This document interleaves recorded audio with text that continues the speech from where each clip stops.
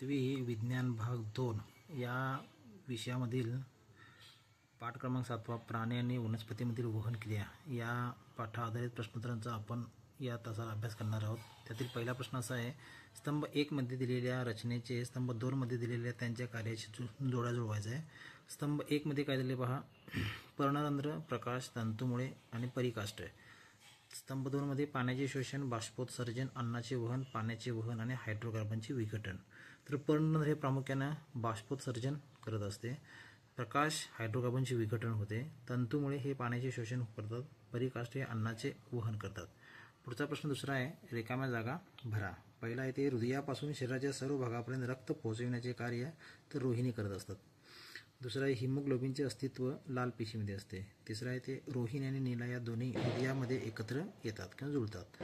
नंतर चौथा आहे हृदयाच्या तालबद्ध आकुंचन आणि प्रसरण क्रियेला हृदयाचे ठोके असे म्हणतात। पुढचा आहे पाचवा, मानवामध्ये तयार होणारा मुख्य टाकाऊ पदार्थ युरिया किंवा युरिक आम्ल होय। सहावा आहे पाणी आणि टिंबाटिंबा हे घामाचे मुख्य घटक आहे। त्याचं उत्तर आहे क्षार किंवा त्याला युरिया असं म्हटलं तरी चालते। पुढचं आहे मूत्रपिंडातून द्रव रूपात बाहेर टाकला जाणारा पदार्थ म्हणजेच पाणी व युरिया। पुढचं आहे टिंबाटिंबा या क्रियेमुळे एक प्रकारचा जोर निर्माण झालेले पाणी वनस्पतीच्या उंच भागावर पोहोचते। त्याचं उत्तर आहे बाष्पोत्सर्जन या क्रियेमुळे। पुढचा आहे पर्यायी शब्द या ठिकाणी निवडायचा आहे। त्यातला पहिला प्रश्न असा आहे, तर वनस्पतीमध्ये पाण्याचे वहन यामधून होते, प्रकाष्ठ, परिकाष्ठ, पर्णरंध्र, तंतुमुळे। प्रकाष्ठमध्ये हे पाण्याचे वहन होते आणि परिकाष्ठमधून अन्नाचे वहन होते। दुसरा आहे ते मुळाद्वारे होणारे पाण्याचे शोषण वाढवू शकतो जर वनस्पतीला सावलीत ठेवले, मंद प्रकाश ठेवले, पंख्याखाली ठेवले आणि पॉलिथिनच्या पिशवीत ठेवले। तर उत्तर आहे पंख्याखाली ठेवले तर। प्रश्न चौथा असा आहे, वनस्पती अथवा प्राणी यांच्यात पदार्थांच्या वहनाची आवश्यकता का आहे त्याचे विवरण करा। तर त्याचं 3 मुद्दे या ठिकाणी थोडक्यात दिलेले आहेत। तर पोषक द्रव्ये व ऑक्सिजन शरीराच्या सर्व भागापर्यंत पोहोचवावे लागतात, अनुपयोगी पदार्थ म्हणजे कचरा शरीराच्या बाहेर टाकावा लागतो, आणि तिसरा आहे प्रत्येक पेशीपर्यंत अन्न, पाणी व वायूंचा पुरवठा करण्यासाठी वाहतूक आवश्यक असते। थोडक्यात जीवाच्या सर्व पेशींना आवश्यक द्रव्ये पोहोचवणे व टाकाऊ पदार्थ टाकणे यासाठी पदार्थाचे वहन आवश्यक असते। पुढचा प्रश्न असा आहे, रक्तातील रक्तबिंबिका नसत्या तर काय झाले असते। त्याचं उत्तर आहे जखम झाल्यावर रक्त गोठलेले नसते, त्यामुळे रक्तस्राव सतत चालू राहिला असता। त्याचा दुसरा मुद्दा आहे रक्तस्रावामुळे जीवाला धोका निर्माण झाला असता, आणि तिसरं आहे शरीरातील जखमा बऱ्या होण्याची क्रिया मंदावली असते। थोडक्यात रक्तबिंबिका नसत्या तर रक्त गोठले नसते आणि जखम झाल्यावर रक्तस्राव थांबला नसता। पुढचा प्रश्न असा आहे, पर्णरंध्र म्हणजे काय आणि पर्णरंध्राची 2 कार्ये लिहा। पानांच्या खालच्या बाजूस असलेल्या सूक्ष्म छिद्रे म्हणजेच पर्णरंध्र, त्याला स्टोमॅटा असेही म्हणतात।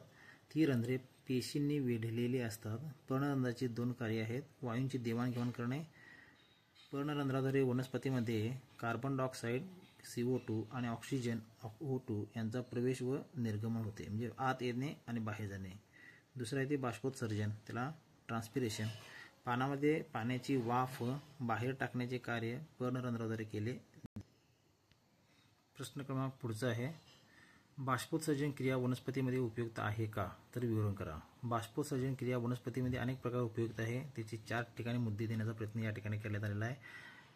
तर त्यातलं पहिलं आहे थंडावा निर्माण करणे, पाण्याची वाफ बाहेर पडल्याने वनस्पतीचे तापमान नियंत्रित राहते। दुसरं, मुळाद्वारे पाण्याचे शोषण वाढते, पानातून पाणी निघाल्याने मुळाकडून नवीन पाणी वर खेचले जाते। तिसरं आहे खनिज द्रव्यांचा पुरवठा, मुळांनी शोषलेले पाणी व खनिज संपूर्ण वनस्पतीत वाहतात।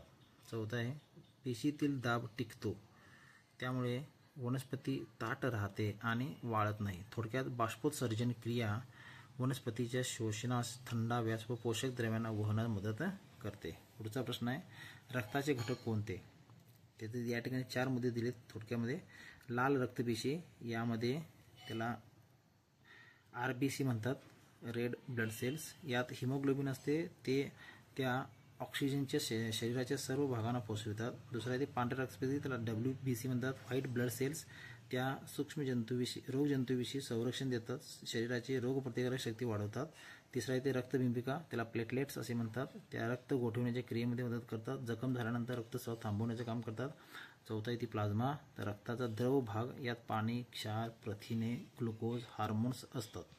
पुढचा प्रश्न असा आहे, शरीराच्या सर्व भागांना रक्ताची गरज का असते? तर शरीराच्या सर्व भागांना रक्ताची गरज असते कारण नंबर 1 ऑक्सिजनचा पुरवठा, रक्त फुफ्फुसाकडून घेतलेला ऑक्सिजन प्रत्येक पेशींना पोहोचवतात.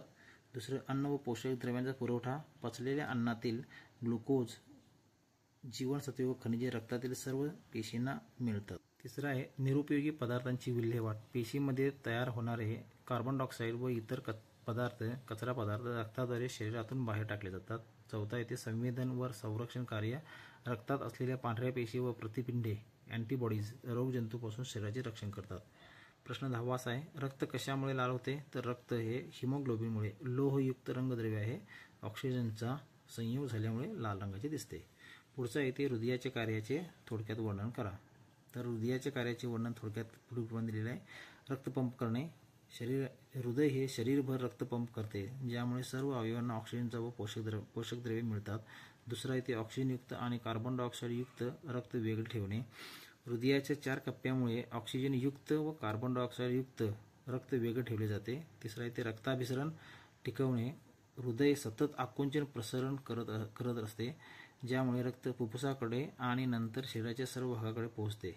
चौथा आहे ते निरुपयोगी पदार्थांची वाहतूक, हृदयामुळे कार्बन डायऑक्साईडयुक्त रक्त पुन्हा फुफ्फुसाकडे जाते, जिथे ते वायू शरीराबाहेर टाकला जातो. प्रश्न क्रमांक 12 असा आहे, टाकाऊ पदार्थांचे विसर्जन होणे का आवश्यक आहे?